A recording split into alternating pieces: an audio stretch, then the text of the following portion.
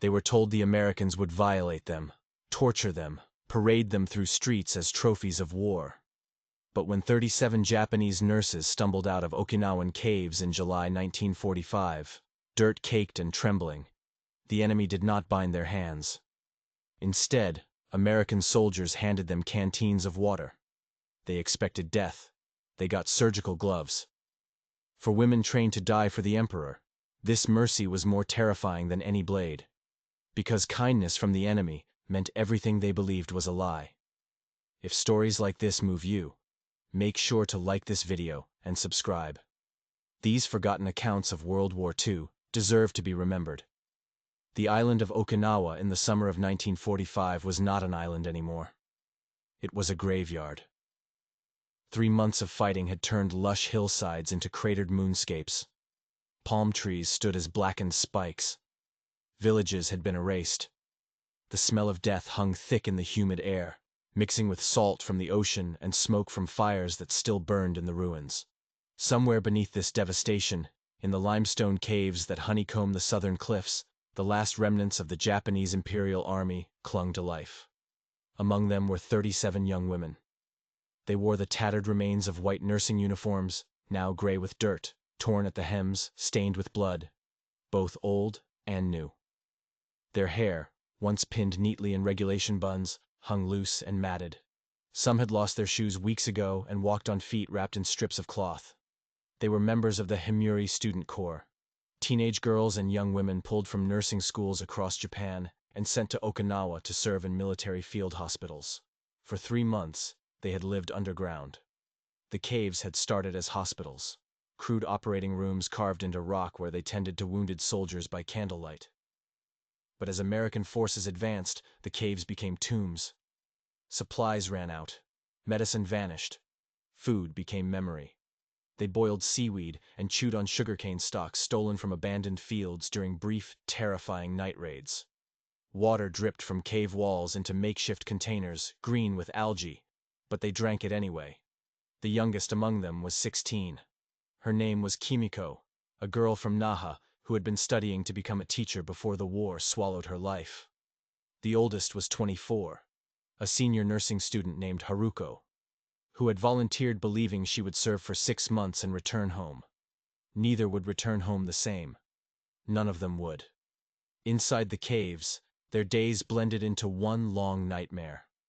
They held dying soldiers as American shells shook dust from the ceiling. They sang quiet songs to boys their own age, who cried for their mothers. They washed wounds with salt water and prayed to ancestors they feared they would soon join. The officers who commanded them spoke constantly of honor, of duty, of the glory of death for the emperor. "If the Americans capture you," one officer said, his voice echoing off stone walls, "they will do things worse than death. You must never surrender. Better to die by your own hand." But by early July, even the officers knew the end had come. American forces had taken the island. Resistance was suicide, in ones and twos, then in small groups. Soldiers began emerging from caves, hands raised, faces hollow with defeat. The nurses watched this with growing terror. Surrender went against everything they had been taught. The propaganda films they had watched showed American soldiers as beasts, demons in uniform who would rape and murder without mercy. Every senior officer, every teacher, every newspaper had drilled this into their minds for years. On July 3rd, smoke grenades were dropped into their cave, not to kill them, but to force them out. The white smoke filled the tunnels, choking, burning their eyes and throats. They had no choice. Coughing, crying, they stumbled toward the light. Haruko led them, hands raised high, shouting in broken English, "No fight! No fight!" Behind her, the younger girls clutched each other, some praying aloud, others silent with shock. Kimiko whispered to herself over and over, "Please, not again. Please, not again." She did not know what she meant by again, only that her body remembered terror her mind could not name. The sunlight hit them like a physical blow. After months underground, the brightness was agony. They raised their hands to shield their faces, blinking, stumbling. Around them, American soldiers in green uniforms stood with rifles ready, faces masked with caution and exhaustion. For a frozen moment, both groups simply stared. The nurses saw tall men, foreign faces, guns pointed in their direction. Everything they feared stood before them. This was the moment. This was where the cruelty would begin. But then a soldier lowered his rifle. He unscrewed his canteen and held it out. "Water," he said simply. His voice was tired, not cruel. He extended the canteen toward Haruko, who stood frozen, unable to process what she was seeing. Another soldier did the same. Then another. The nurses looked at the canteens as though they were weapons in disguise. Some trick, some trap. None moved. The first soldier stepped closer slowly, and placed his canteen on the ground in front of Haruko. Then he stepped back. Haruko's hands shook as she bent to pick it up. The metal was warm from the sun. She unscrewed the cap and smelled it first. Instinct overwhelming reason. It was just water. Clean water. She lifted it to her lips and drank, and the coolness of it sliding down her parched throat was almost painful. She handed it to Kimiko, who drank desperately, water running down her chin.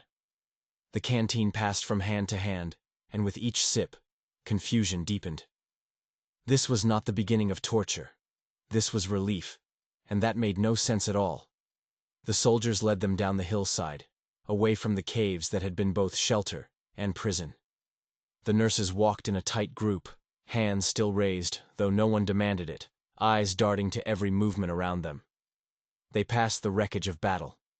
Burned-out tanks, shell craters, a shattered torii gate from a shrine that no longer existed. American soldiers worked everywhere, setting up tents, moving supplies, digging graves. Some paused to watch the nurses pass. A few faces showed anger, others pity, most just exhaustion. They were brought to a field hospital, a cluster of large canvas tents marked with red crosses, set up in what had once been a schoolyard. The building itself was gone. Only its foundation remained, but the Americans had laid duckboards across the mud and erected a small city of medical tents. The smell hit the nurses first. Disinfectant, a sharp chemical smell so different from the decay they had lived within the caves. Then they heard groaning, men calling out in English, the clatter of metal instruments, the busy sounds of a working hospital. A woman approached them. She wore an American Army nurse's uniform, clean and pressed, with captain's bars on her collar. She was perhaps 30, with brown hair tucked under her cap and a face that looked both stern and kind. She stopped a few feet away and looked at the group with what seemed like assessment rather than judgment. "My name is Captain Sarah Morrison," she said in slow, clear English. "You are safe here. No one will hurt you." She gestured to another tent. "We need to check you for injuries and give you medical care." None of the Japanese nurses spoke English well enough to understand fully, but the tone was clear. Haruko, trying to remember the English she had learned in school years ago, managed. "We prisoners." Captain Morrison paused, then nodded slowly. "Yes, prisoners of war. But you will be treated according to the Geneva Convention. That means medical care, food, shelter. You will not be harmed." The Geneva Convention meant nothing to them. Haruko translated what she could to the others, her voice uncertain. The younger girls pressed closer together. Kimiko clutched the hand of the girl next to her so tightly her knuckles went white. Inside her mind repeated the same prayer. "Please, let it be quick. Please let it not hurt too much. Please, not again." That phrase, born from nowhere, had become her anchor. They were led into a medical tent. Inside, several American doctors and nurses moved between CS where wounded soldiers lay. The Japanese nurses saw American casualties for the first time. Young men with bandaged heads, arms and slings, legs wrapped in plaster. The enemy wounded and vulnerable. It was disorienting. They had spent months treating Japanese soldiers, hearing about American brutality, and now they stood in an American hospital where the same care was being given. A young American medic, maybe 25, gestured for them to sit on empty CS. He held up his hands, showing them he was unarmed. He pointed to his eyes, his mouth, his chest, pantomiming an examination. Slowly, Uncertainly, they sat. The medic began checking them one by one, looking at eyes with a small flashlight, listening to heartbeats with a stethoscope, gently examining arms and legs for injuries. His touch was clinical, professional, nothing like what they had been warned about. When he found infected cuts or burns, he cleaned them with careful hands and applied clean bandages. After the medical checks, Captain Morrison led them to another area behind the tents where field showers had been set up. Canvas walls surrounding wooden platforms with overhead pipes. Steam rose from inside. The nurses stopped, fear rising again. Enclosed spaces with foreign men nearby felt like the beginning of everything they had been warned about. Haruko stepped backward, and several girls began to cry quietly. Captain Morrison seemed to understand immediately. She held up her hands and called to 2 other American nurses, both women. She spoke firmly to the male soldiers nearby, and they moved away out of sight. Then she turned back to the Japanese nurses and slowly, deliberately, walked into one of the shower stalls herself. Water ran, and after a moment she stepped out, hair wet, smiling gently. She gestured for them to follow. The American female nurses handed each of them a small pile, a bar of white soap, a rough towel, and clean clothing. The soap was rectangular, hard, pale yellow, and it smelled like nothing they recognized. Not flowers, not herbs, just clean. Kimo held hers in both hands, staring at it as though it were a religious object. For 3 months, she had not been truly clean. Dirt had become a second skin. Lice crawled in her hair. Blood and sweat had dried into her uniform until the fabric was stiff. One by one, they entered the shower stalls. Kimiko went with Haruko and 2 other girls, all of them staying together for safety. When the water hit her, Kimiko gasped. It was warm. Not hot, not cold, but warm. She had not felt warm water in so long she had forgotten the sensation. She held the soap under the stream, and it foamed. White bubbles that smelled like nothing natural, but somehow perfect. She rubbed it over her arms, and dirt ran off in streams of brown. She scrubbed her hair, and 3 months of cave dust and blood washed away around her. Other girls were crying, not from fear now, but from something else. Release. Relief. Confusion. The water washed away filth, but brought no answers. Why were the Americans doing this? Where was the cruelty? Where was the punishment they had prepared themselves to endure? Haruko stood under her own stream of water, eyes closed, and felt her whole body begin to shake. Not from cold, but from the sudden overwhelming weight of safety. After so long expecting death, the body did not know how to process its absence. When they emerged wrapped in rough but clean towels, they were given clothing. Simple gray cotton shirts and pants, American military issue adapted for women. No one mocked them. No one leered. The American nurses handed out the clothes with the same professional efficiency they would show any patient. Kimiko pulled the shirt over her head and felt the clean fabric against her clean skin, and something inside her cracked. A sob escaped her throat before she could stop it, and she pressed her hand over her mouth, ashamed. Captain Morrison approached her, and without speaking, simply placed a hand on her shoulder. The touch was brief, light, just a moment of human contact, but it carried no threat, no demand, just acknowledgement. Kimiko looked up at this American woman, this enemy, and saw tired eyes that held something like understanding. The captain said something in English, soft words Kimiko could not translate, but tone needs no translation. It said, "You are safe now. You can rest." That evening, they were led to another tent set up as a mess area. Long tables had been arranged, and the smell of cooking food filled the air.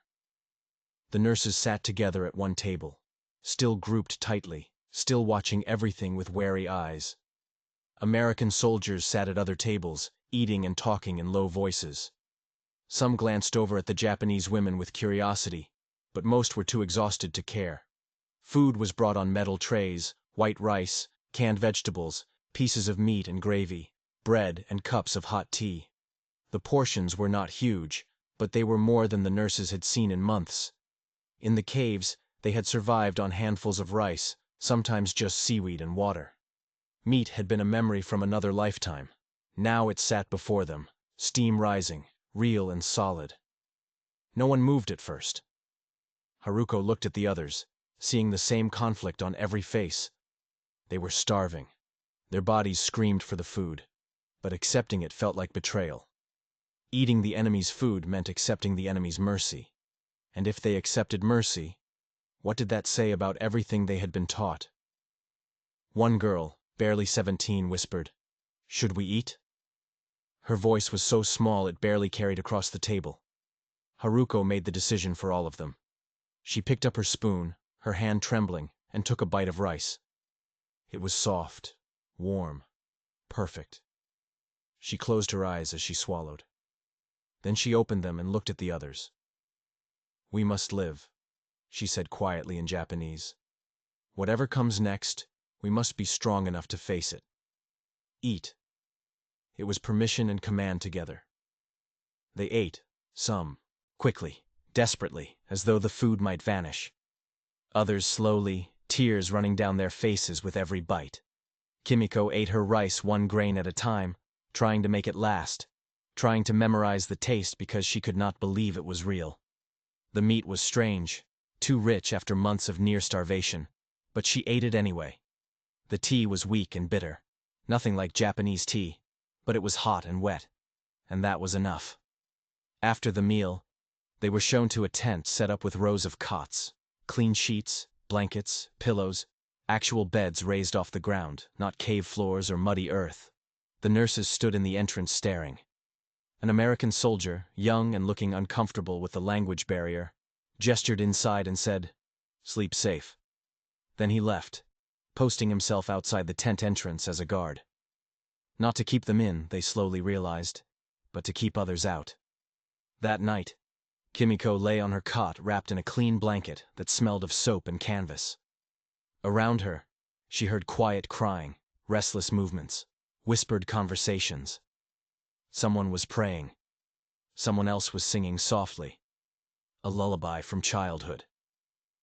Kimiko stared at the tent ceiling, watching shadows from outside lights play across the canvas. Her body was exhausted, but her mind could not rest. The soap, the water, the food, the blanket. Each kindness was a question she could not answer. Where was the punishment? Where was the cruelty?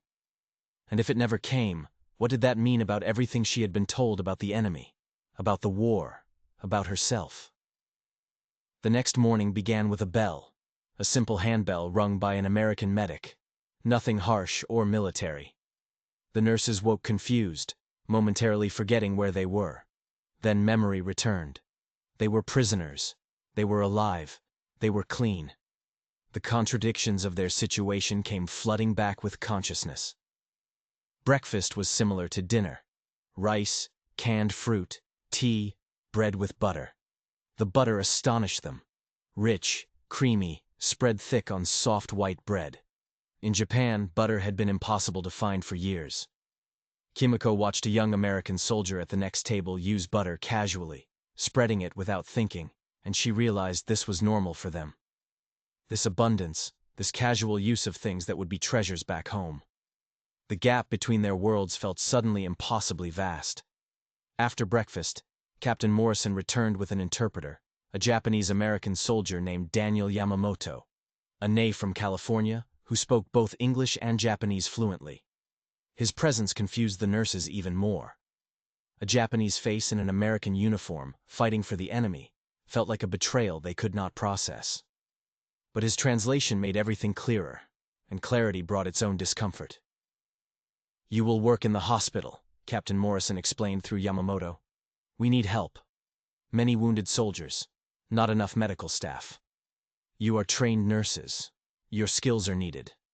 She paused, letting this sink in. "You will be paid in script that can be used at the camp canteen. You will work 8-hour shifts. You will be treated as medical personnel, not just prisoners." The nurses looked at each other with mounting confusion. They would work in an American hospital treating American soldiers. The same soldiers who had killed their countrymen. It felt impossible, obscene. But what choice did they have? Haruko, translating Morrison's words for those who could not follow Yamamoto's Tokyo dialect, added her own observation. We are still nurses. That duty does not change, even if everything else has. They were divided into groups and assigned to different areas of the field hospital. Kimiko found herself in a post-operative recovery tent with 5 other Japanese nurses, supervised by an American nurse named Lieutenant Betty Chen, a Chinese-American from San Francisco. The irony was not lost on anyone. A Chinese woman in American uniform overseeing Japanese nurses, treating American soldiers. The war had created combinations that would have been unthinkable 5 years earlier. The work itself was familiar, but strange. Changing bandages, checking vital signs, administering medications, helping patients eat or use bedpans. These were tasks they had done hundreds of times in the caves. But there they had worked with dying men in the dark, with no supplies and no hope. Here they worked in bright, organized spaces with proper equipment, real medicine, and patients who were expected to live. The contrast was dizzying. The first time Kimiko approached an American soldier's bedside, her hands shook so badly she could barely hold the blood pressure cuff.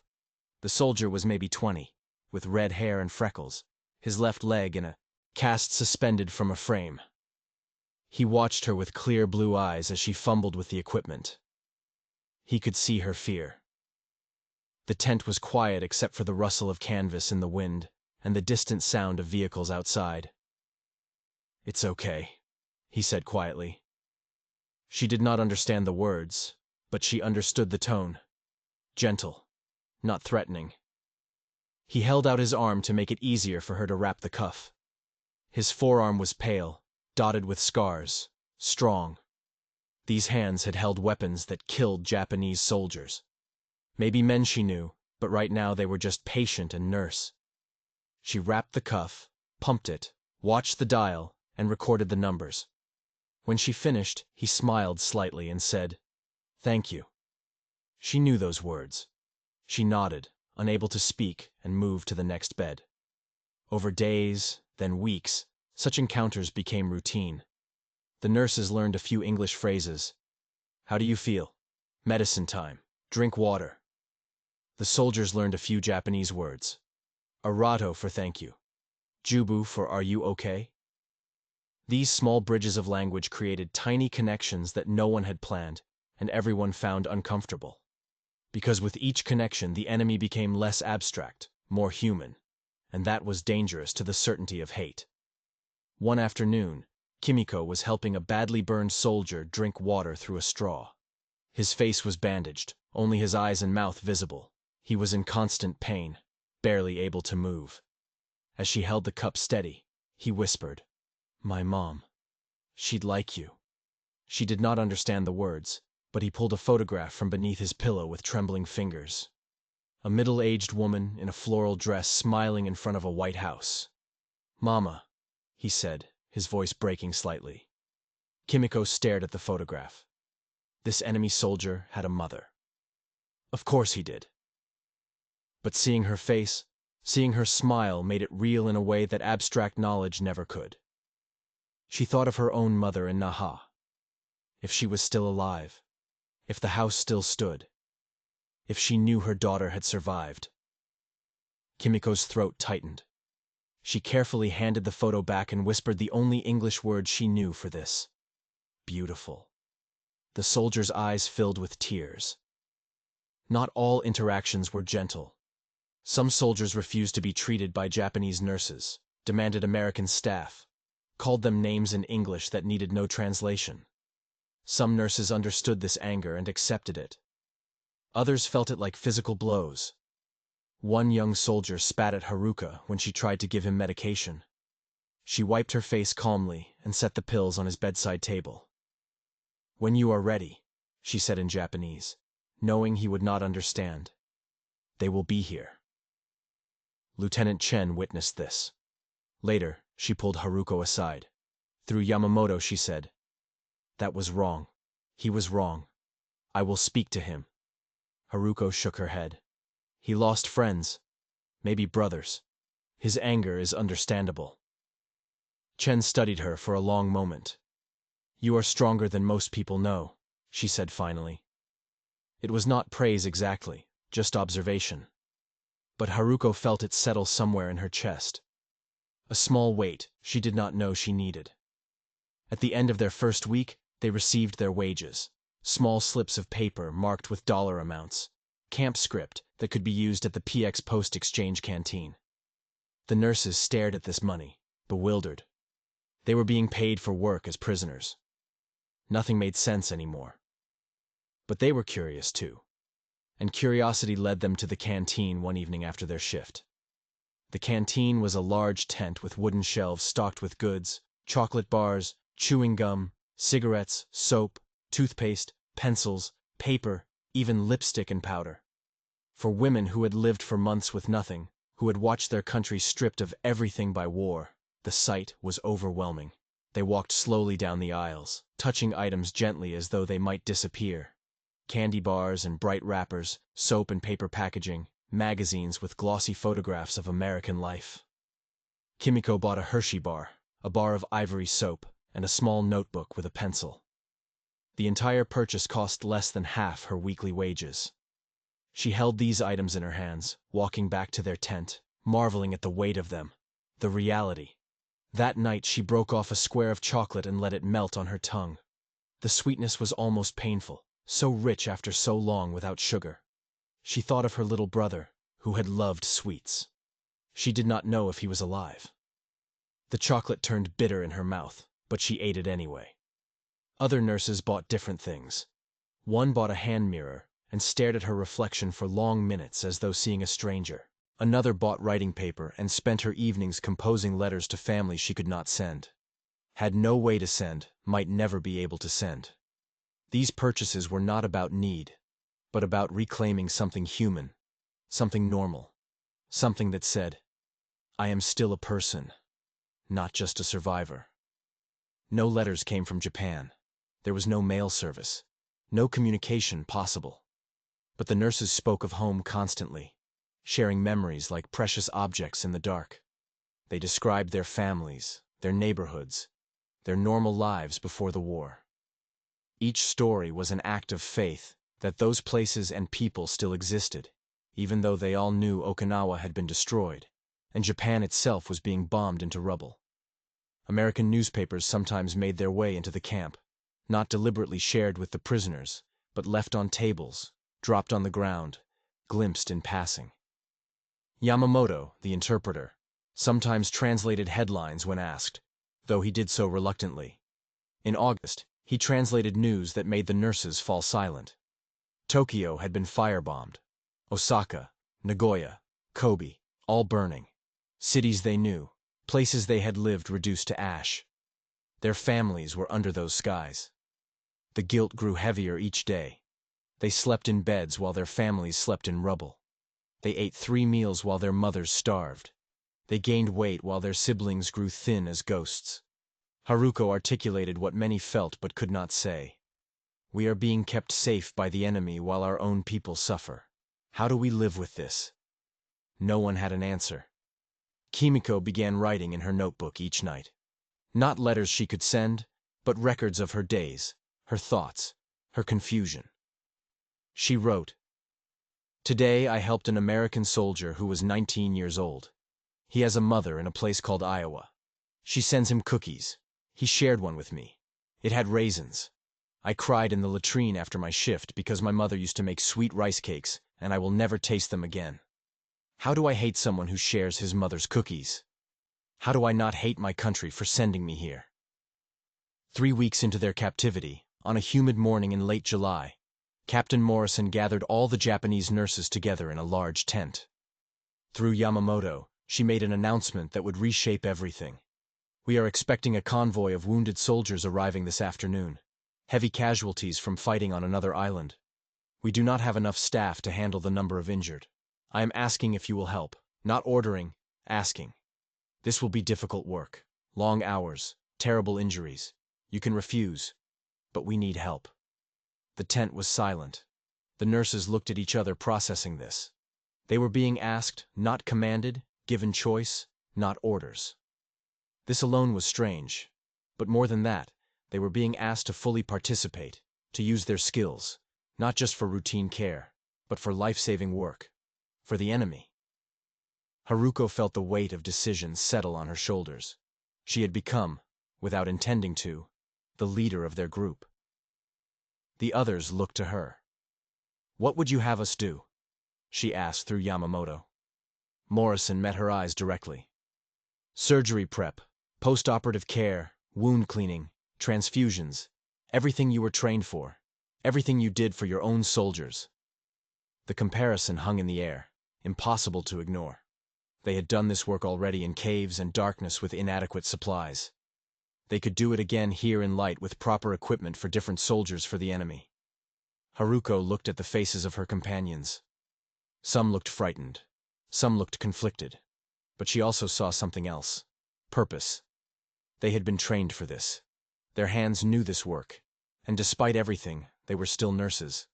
That identity had not changed even as everything else had. "We will help," Haruko said quietly. Morrison nodded just once. "Thank you." Two words that carried enormous weight. When the convoy arrived that afternoon, it brought chaos. Trucks and ambulances rolled in one after another, each carrying broken bodies. The scale was overwhelming, over 100 casualties, many critical. The field hospital transformed into organized frenzy. American doctors and nurses moved with practiced efficiency, but there were simply too many wounded for too few hands. The Japanese nurses were pulled immediately into the work.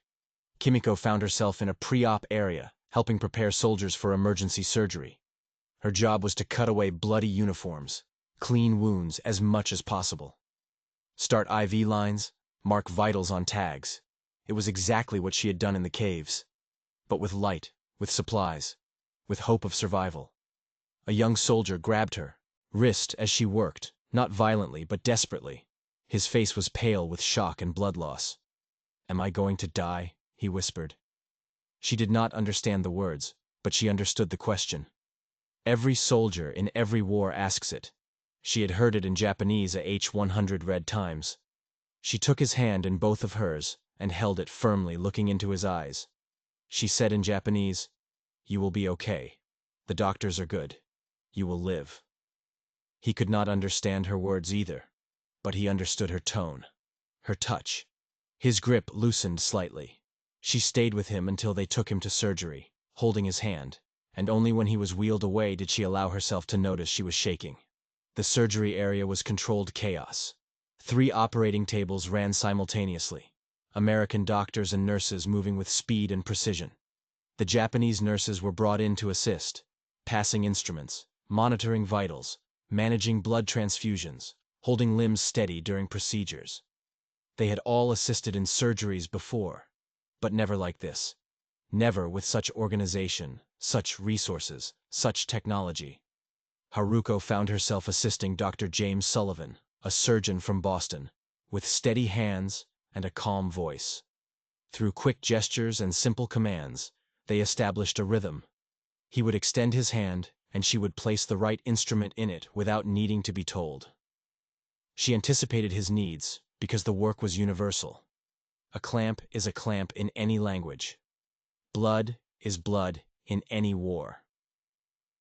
After 2 hours of working together, during a brief pause between patients, he looked at her and said, "You're good at this." Yamamoto, assisting nearby, translated. Haruko bowed slightly, the gesture automatic. "I was trained at Tokyo Medical School," she said through him, 3 years before the war. Sullivan's eyebrows rose. "That's one of the best schools in Japan." She nodded. It was past tense because who knew what remained of Tokyo now? Sullivan held her gaze for a moment, and something passed between them. Mutual respect, professional recognition. Then the next patient arrived and they returned to work. The moment filed away but not forgotten. Not every American staff member accepted the Japanese nurses easily. Some refused to work with them. One American nurse, Lieutenant Patricia Donnelly, whose brother had died at Pearl Harbor, would not speak to them or acknowledge their presence. She worked in cold, professional silence, her grief and anger visible in every movement. The Japanese nurses understood and kept their distance.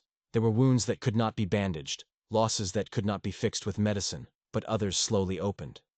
An American medic named Corporal Jackson taught Chemo and two other nurses how to use the new penicillin properly, explaining dosages through demonstration and simple words. An American nurse named Alice showed them how to operate the new portable X-ray machine. Precious technology that could see inside bodies without cutting. Each shared skill was a tiny bridge built reluctantly, maintained cautiously, but real nonetheless. One night, after a particularly brutal 14-hour shift, Kimiko collapsed onto her cot, still wearing her surgical mask, too exhausted to even wash. Around her, other Japanese nurses did the same. They had helped save 23 American soldiers that day.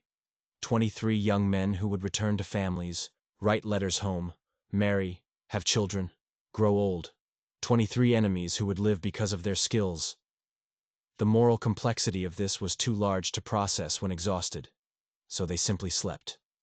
In the fourth week, a soldier named Private First Class Michael Romano became what the nurses called their patient. He had lost his left arm below the elbow to shrapnel and developed a serious infection afterward. The doctors had saved his life, but recovery was slow, painful, and psychologically devastating. He was 21 from a small town in Pennsylvania, and he spent hours staring at his bandage stump, eyes empty. Kimiko was assigned to his care during day shifts. She changed his bandages, helped him eat, brought him water and medication. He barely spoke at first, withdrawing into himself, but over days in the strange way that patients and caregivers sometimes connect. Something shifted. He began to notice her care, her gentleness, the fact that she never showed pity, only professional attention and quiet kindness. One afternoon, Romano spoke to her in simple English, pointing to his arm. "Gone," he said. "All gone?" She understood. She thought for a moment, then held up her hands in front of her and made typing motions. "Work?" he asked. She nodded. Then she pointed to him and made a writing motion. He stared at her. She picked up his chart and a pencil, placing them near his right hand, his remaining hand. She guided his fingers around the pencil. He could write. He could still work. She had shown him this without words. Romano's eyes filled with tears. He looked at her, really looked at her for the first time, and said something in rapid English she could not follow. But then he repeated just two words slowly. "Thank you." And she understood. She bowed her head slightly and replied, "You are welcome." The English phrase came awkwardly, but sincerely.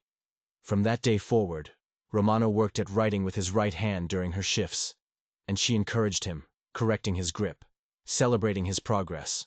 They could barely communicate with words, but they communicated in purpose, in effort, in mutual recognition of struggle. Haruko had her own transformative moment during a conversation with Dr. Sullivan. They sat outside the surgery tent during a rare quiet evening, both exhausted, drinking weak coffee. Through Yamamoto, they talked about medicine, about training, about the work. Sullivan mentioned he had studied briefly in Japan before the war in 1938. He remembered Tokyo as beautiful, cultured, full of life. "I always wanted to go back," he said. "See it again. Learn more." He paused. "I don't know if there's anything left to go back to." Haruko felt something break open in her chest. This American doctor had loved Japan, had wanted to return, had seen her country as more than an enemy. She said quietly, "Tokyo Medical School had a library with ancient texts, medical records from hundreds of years. My professor used to say it held irreplaceable knowledge." Sullivan nodded slowly. "I hope it survived." She looked at him. "Why? Why do you care?" He met her eyes. "Because knowledge belongs to everyone. Medicine belongs to everyone. War makes us forget that. But it doesn't make it less true." In early August, news reached the camp in whispers, in hushed conversations in newspapers that American soldiers read with stunned faces. Something had happened. Something enormous. Yamamoto was called to translate official announcements. He gathered the Japanese nurses, and his face grave. Told them a new weapon was used on Hiroshima. A single bomb. "The city is destroyed." Casualties may be over 100,000. He paused. And 3 days ago, another bomb on Nagasaki. The nurses sat in stunned silence. Hiroshima, Nagasaki, cities, they knew. One bomb. Entire cities. 100,000 dead. The numbers were too large to comprehend. Some of the nurses had family in those cities. One girl began to wail, a raw sound of grief that needed no translation. Others sat frozen, unable to process the information. Kimiko thought of her aunt, who had moved to Hiroshima to teach school. She felt nothing at first. The shock was too complete for feeling, then everything at once. She ran outside and vomited behind the tent. That evening, the American staff were quieter than usual. Some looked shaken, others looked relieved that the war might finally end. A few would not meet the Japanese nurse's eyes as though ashamed. Dr. Sullivan found Haruko sitting alone outside the medical tent, staring at nothing. He sat down near her, not speaking at first. Finally, through Yamamoto, who had followed, he said, "I don't know what to say. I'm sorry." Haruko turned to look at him. Her face was dry, but her eyes were hollow. "You did not drop the bombs," she said. "But neither did I. Neither did any of the people who are now dead." She gestured back toward the hospital tent. "Those soldiers in there, the ones we saved, they did not choose this war. The ones we treated in our caves dying in the dark, they did not choose this war. But we all pay for it. All of us." Her voice cracked. "Nurses, soldiers, civilians, children, everyone pays." Sullivan had no answer. What answer existed? He simply sat with her in silence as darkness fell. And that presence, that willingness to share the weight of tragedy across enemy lines was more meaningful than words could have been. Later, Kimiko wrote in her notebook, "Today I learned that my country has been destroyed by weapons I cannot imagine. Tomorrow, I will wake up and go back to saving the lives of the men from the country that destroyed mine. I do not understand this. I do not understand anything. But I will do it anyway because life must mean something, and saving lives is the only meaning I have left." On August 15th, 1945, the war ended. The announcement came through radio speakers, through official notices, through the sudden change in atmosphere throughout the camp. Japan had surrendered.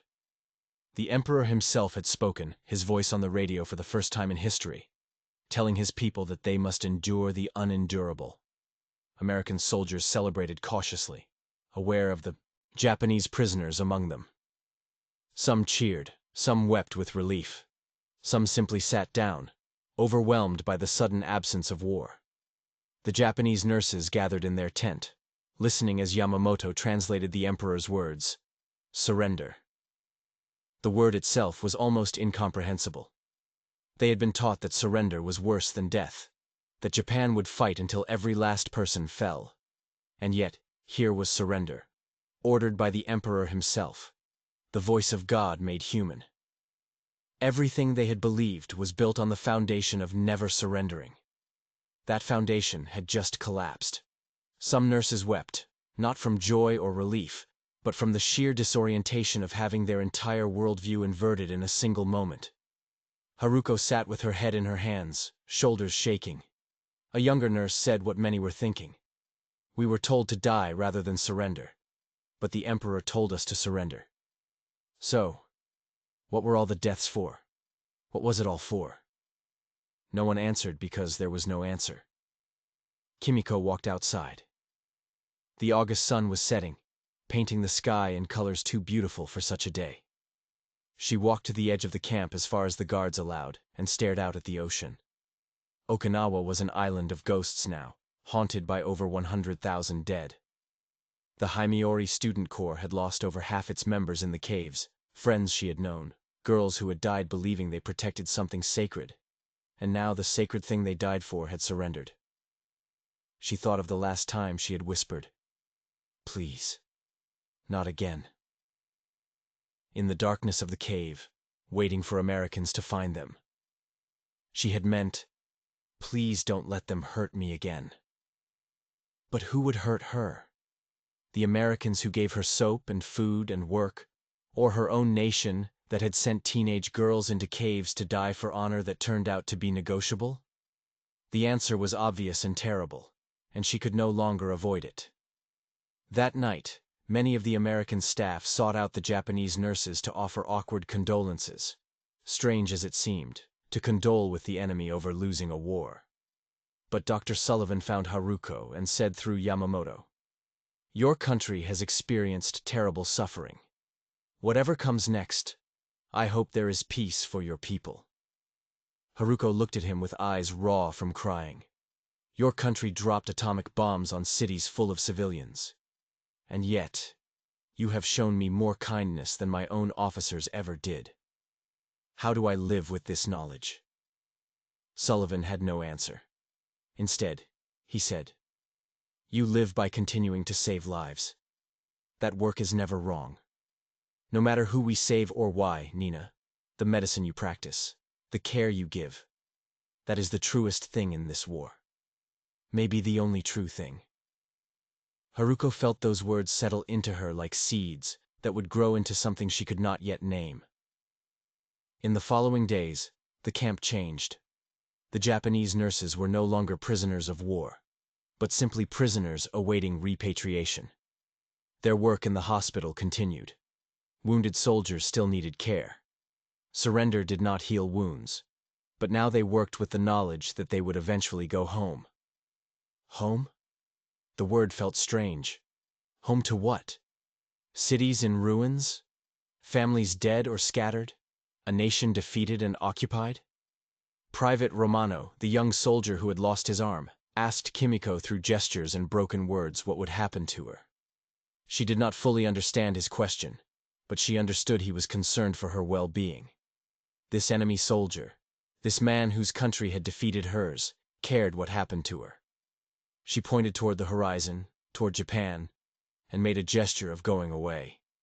He nodded, looked sad, and took her hand with his remaining one. He placed something in her palm, a small medal. "Saint Christopher, patron saint of travelers. Safe, yo Tersi," he said. "You safe." It was protection from an enemy who had become something else, something she had no word for. Repatriation was not immediate. Weeks passed while the logistics of moving millions of soldiers, prisoners, and displaced people were organized. The Japanese nurses continued their work in the hospital, but now with the strange knowledge that it would end, they had found purpose in this work, structure in these routines, and the thought of losing them was frightening in ways they had not expected. Kimiko realized with a jolt one morning that she did not want to leave, not because she loved captivity, but because she feared what came after. Here she knew her role. Here she was useful. Here she was fed and safe. Returning to Japan meant returning to a devastated nation where she would have no work, possibly no family, certainly no certainty. She felt guilty for this fear, ashamed that she had grown comfortable in enemy territory, but the feeling persisted. The American staff noticed the change in the nurses' demeanor as repatriation approached. They had grown to respect these women, to rely on their skills, to see them as colleagues rather than enemies. Captain Morrison pulled Haruko aside one day and through Yamamoto said, "You have been excellent nurses, more than excellent. If circumstances were different, I would want you on my staff permanently." Haruko bowed deeply. "Thank you. You have taught us that enemies can be colleagues. That lesson will stay with me forever." Small gifts were exchanged in those final weeks, gestures that violated no regulations, but carried emotional weight. American nurses gave the Japanese women extra soap, chocolate, sewing kits, practical items they could take home. The Japanese nurses had little to give in return, but they taught their American counterparts small things. How to fold cloth in particular ways, Japanese phrases for medical terms, songs from their homeland. These exchanges were precious precisely because they acknowledged what could not be said directly. "We will miss you." In late September 1945, the 37 nurses were transported by ship back to Japan. They stood on the deck as Okinawa disappeared behind them, the island where they had expected to die, but instead learned to live differently. The voyage was quiet. Many stood at the rails watching the water. Lost in thought, they wore clean American-issued clothing, carried small bundles of possessions, and held inside themselves transformations they could not yet articulate. When Japan's coastline appeared, Kimiko felt her chest tighten. From the ship, she could see destruction, even from a distance. Cities that should have glittered with lights were dark smudges against the land. When they docked at Yokohama, the full extent of devastation became visible. The port area was rubble. Buildings stood as hollow shells. People moved through the streets like ghosts, thin, ragged, defeated. This was the homeland they had been protecting. This was victory's opposite. They were processed through a reception center where Japanese officials, themselves exhausted and traumatized, took their names and tried to determine where they should go. Many nurses discovered their hometowns no longer existed in any meaningful sense. Families were scattered, dead, or untraceable. Kimiko learned that Naha had been almost completely destroyed. Of her family, only her mother had survived, living in a refugee camp. Her father, her brother, her grandparents, all gone. The reunion with her mother was painful in its restraint. They held each other in a tent in the refugee camp, surrounded by other displaced people, and wept without sound. Her mother felt like bones wrapped in cloth, so thin, so fragile. She touched Kimiko's face with trembling fingers and whispered, "You look healthy. How is this possible?" Kimiko could not explain. How could she tell her starving mother that American enemies had fed her, clothed her, treated her well while Japan burned? The guilt of survival mixed with the guilt of care, until she could not separate them. The nurses scattered across Japan, returning to whatever remained of their lives. Some found remnants of family. Others found nothing. They carried with them skills honed in American hospitals, English phrases learned from enemy soldiers, and memories that fit into no acceptable narrative. Japan, in the aftermath of surrender, was a nation trying to process collective trauma and defeat. There was no place in the official story for women who had been treated kindly by the enemy. Haruko eventually found work in a clinic in Tokyo, using her skills to help civilians struggling with malnutrition, disease, and injuries from the bombing. She told no one about her time with the American Medical Corps. It was too complicated to explain, too likely to be misunderstood. But in quiet moments, she thought of Dr. Sullivan's words, "The care you give is the truest thing." She had built her new life on that truth. Years later, Kimiko became a nursing instructor, training the next generation. She taught them technique and compassion with equal weight. Sometimes late in her career, she would tell her students about the importance of seeing patients as human beings, regardless of who they were. She never told them the full story of why she believed this so deeply, but she kept the small St. Christopher medal that Private Romano had given her, tucked away in a drawer with other precious things. In 1985, 40 years after the war's end, an American veterans organization tried to arrange a reunion between American medical staff and the Japanese nurses they had worked with in Okinawa. Few responded. The wounds were still too complex, the contradictions still too difficult. But Haruko, now in her 60s, sent a letter. She wrote, "I learned that the enemy's face is the face of another person trying to survive. That kindness can exist even in war. That the hands that heal do not see nationality. Thank you for teaching me this when I was too young to understand what I was learning." And so the soap, the surgical gloves, the clean water, the shared medical work became more than objects and actions. They became proof that even in war's darkest hours, humanity can break through the walls of propaganda and hate. For those 37 Japanese nurses who stumbled out of Okinawan caves expecting torture, the clean bandages and professional respect they received instead became symbols of war's deepest truth. That the enemy is rarely the monster we are taught to fear. The phrase, "Please not again." That Kimiko whispered in the darkness took on layers of meaning she could never have predicted. It began as fear of violation. It transformed into grief over repeated human tragedy. It ended as a prayer. Please let us not repeat the lies that make enemies of people who could have been colleagues, friends, fellow healers. Please let us remember that the hands that destroy can also heal if we allow them to. Decades later, Kimiko told her granddaughter, "I was prepared to die as a loyal subject of the Emperor, but the Americans did something more terrifying. They treated me as a human being with worth and skill that shattered everything I believed and rebuilt me as something different. Hatred is easy to carry. It weighs nothing. But respect from those you were taught to hate, that burden never leaves you. It forces you to see the world as more complex than any propaganda can capture. And that is the heaviest weight of all. This is the story of Japanese nurses who found mercy where they expected cruelty, who worked alongside enemies, who became colleagues, and who carried that paradox for the rest of their lives. It reminds us that sometimes the greatest acts of war are acts of compassion, and that the most powerful defeats come not from weapons, but from dignity offered across battle lines. If this story moved you, please like this video and subscribe for more true accounts of World War II history. These stories of humanity amid horror, of compassion amid conflict, deserve to be remembered. They challenge us to see even our enemies as human.